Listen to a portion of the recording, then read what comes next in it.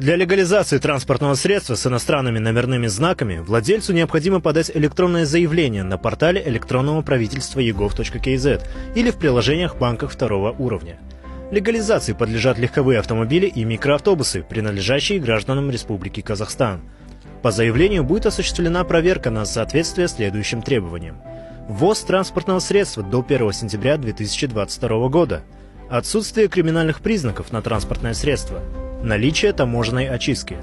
При положительной проверке по вышеуказанным требованиям необходимо предоставить транспортное средство в пункты осмотра при специализированных центрах обслуживания населения.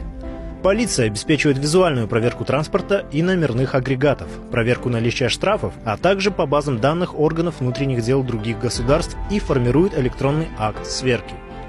После положительного осмотра необходимо обратиться к оператору спецзон, предоставив документы на транспортное средство, в том числе подтверждающие право собственности, и оплатить регистрационный сбор в размере 200 тысяч тенге. Новые номерные знаки и свидетельства о регистрации транспортного средства будут выданы при положительном заключении уполномоченного органа в секторе выдачи спецзон.